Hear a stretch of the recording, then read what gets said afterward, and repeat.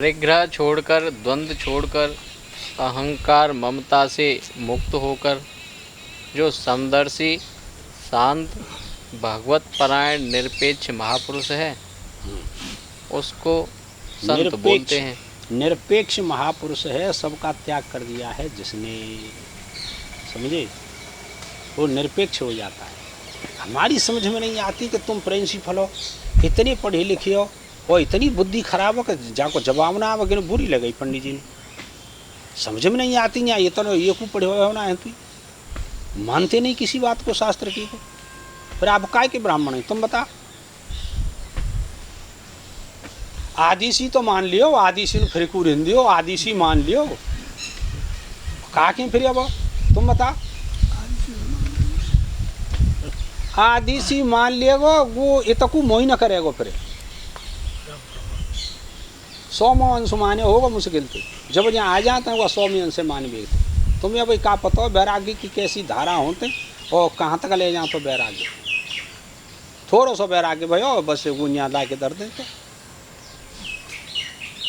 ये सब अलग करनी पड़ेगी बात आपको, चाहे क्षत्रिय हो, चाहे ब्राह्मण हो, चाहे शूद्र हो, कोई हो, सब अलग करनी पड़ेगी।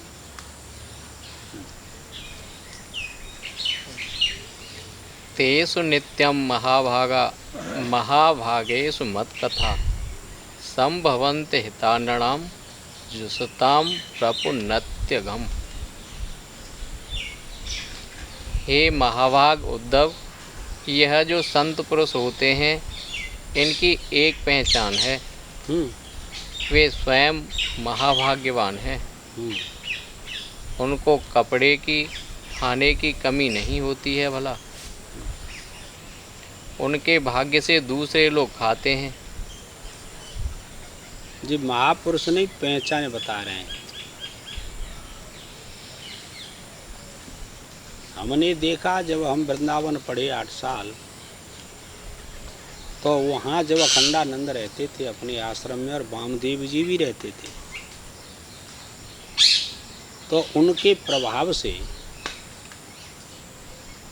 इतना धन आता था कि न जाने कितनो भंडारा चलबो करतो।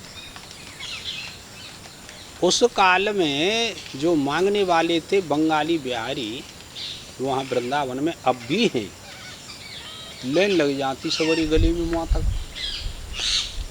और सुबह से भंडारा चलतो चले वो ही करतो 1 बजे तक।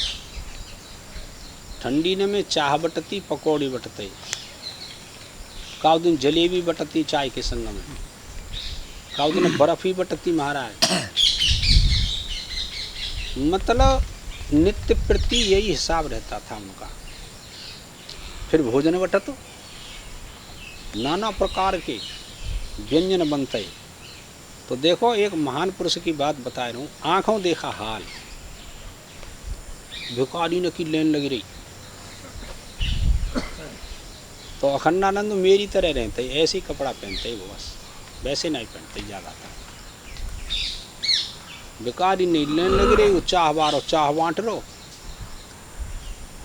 और सामान बट लो, कचौड़ी फचौड़ी और ये सब कोमरी फोमरी सब बटती ठंडी ना।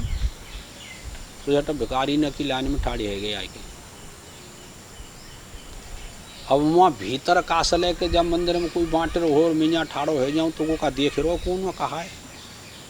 तो लेन लग के वहाँ दरवाजे में निकलते जा रहे। अब वो पहुँचे वहाँ, गुन्नू हाथ कर दो जैसे गुले रे का भिखारी ऐसे गुन्नू कर दो। इनकी कितनी महानता आई तुम देखो तो सही, विचार करके आप लोग। और देवे बारे ने जरा ऊपर को दो तो अरे महाराज जी रट नीचो दम ने कसे हो, हाथ में ही रहेगा प्रसाद। लेकिन नहीं भाई दो लाइए, चला दोनों ला, नहीं ऐसे ही दे दो, ऐसे ही ले लो। तो अब वो खायो प्रसाद हलवा, तो हलवा में किशमिश कमी, काजू कमी। क्या अच्छा तुम्हारी रसोई में यदि नहीं था तो बताया क्यों नहीं? इसमें किशमिश नहीं है, काजू नहीं है, और इसमें घी कम डाला है,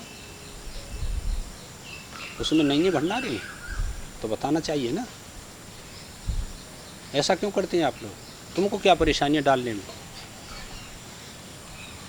बस इतनी कही। दूसरे दिन आते चकाचक है वो मामलो, चकाचक है वो। वो ये कह रहे हैं कि महान पुरुषों के तप तेज से न जाने कितने खाते रहते हैं। आई समझ में? भंडारा उनका अब भी चलता है, नित्य प्रति चाय बटती है, पकौड़ी बटते हैं, हलवा बटता है, अब भी उस आश्रम में ऐसी व्यवस्था करेंगे और उन्हें प्रवचन चले वो करते हैं। ऐसे थोड़ा ही है, महान पुरुषों के लक्षण हैं। और कोई ऐसा हो हम मारो और जी ऐठ के मारे मर जाएगो, हमें इतनो दान करते हैं, इतनो बांटते हैं साहब। अच्छा तू लायो, कहाँ से लायो? तू बांटतो है तो जे अहंकार युक्त वृत्ति जो है छोटे पुरुषों की होते। आई समझ में? मैंने इतनो खवाए दो, मैंने यूँ कर दो, ये मूर्खों के लक्षण होता है।